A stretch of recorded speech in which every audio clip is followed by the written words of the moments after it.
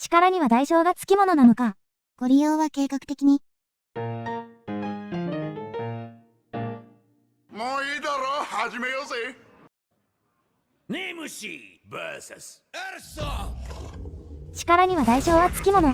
その代償をうまく利用して勝ちましょう。ということで今回使っていくのは断片ドラゴンオーロック。マリガンはこの辺りかなと勝手に思ってますが、まあ、臨機応変にやっていきましょう。最初の手札は、まあ、よし。できれば1マナミニオン欲しかったですね。対戦相手の方はデスナイトですね。対戦よろしくお願いします。それでこのデッキはどんなデッキなんですか？このデッキはトワイライトの時の跳躍者やエントロピーの連続性などのカードで、デッキに混ぜた時間の断片を使用して戦うデッキになっており、フェイトブレイカーや破壊的ベロシドレイクなどの時間の断片を使用しフォークが発動する強力なドラゴンで戦っていきます。また、相手に6ダメージをばらまくタキオン連射や、与えたダメージ回数でコストが減る腹黒コヨーテを採用してたり、ドラゴンミニオンをバフするギフトのチビドラゴン花輪の折り手も採用されております。また、自傷ダメージを結構受けるので、パーティープランナーボナの雄たけび効果も発動しやすくなっている印象です。さて盤面に戻りまして呪われた地下墓所を使っていきましょう。エッジ号があるのが大変ありがたいです。大発見だな。無限竜のチビドラゴンをなんとか処理したいですね。このカード新拡張の中立カードの中では結構見る気がします。体力が4もありますし猛毒で蘇りがついているのは非常に厄介ですね。ただ今回はうまく処理することができました。サンキューエッジ号。ちなみに今回対戦相手のデスナイトについて新拡張リリース後はどのような印象を持ってますか？そうですね。個人的には新カードのブアンサム D を採用したデッキをよく見かけます。長期戦になると不利な印象しかないので早々に決着をつけたいところです。ここで破壊的ベロシドレイクを投入。時間の断片を使用しコピーも出ます。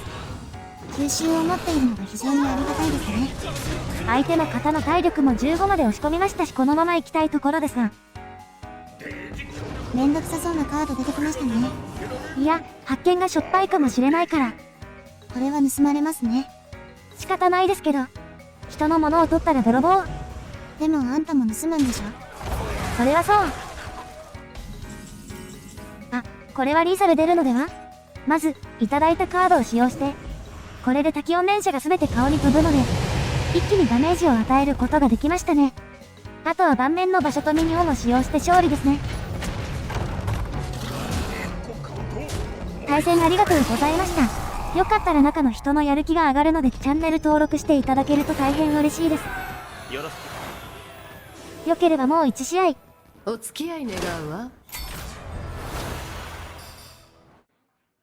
ラファーム VS デスウィング。2戦目の対戦相手の方はオリアーですね。対戦よろしくお願いします。マリガンは全て交換していきましょう。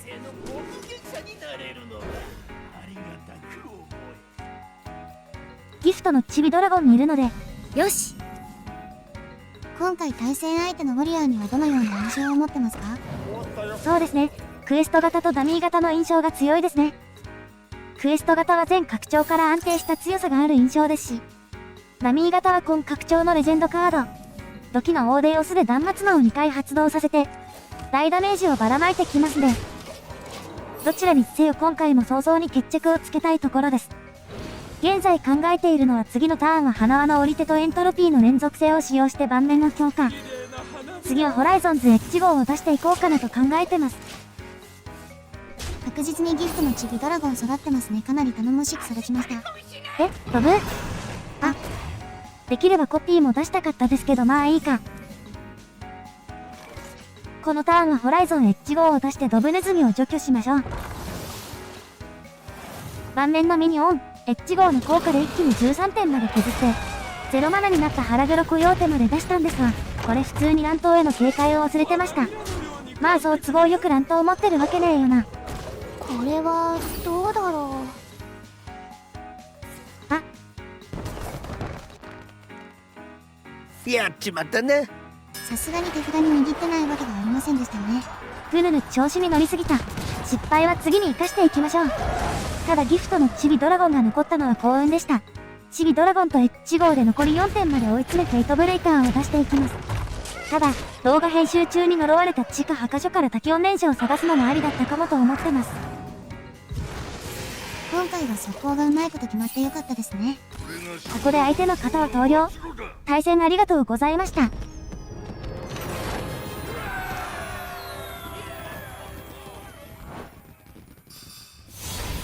ここまでのご視聴ありがとうございました。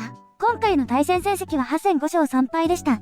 時間の断片関連の強力な新カードたちのおかげで序盤からガンガン攻めれる面白いデッキでした。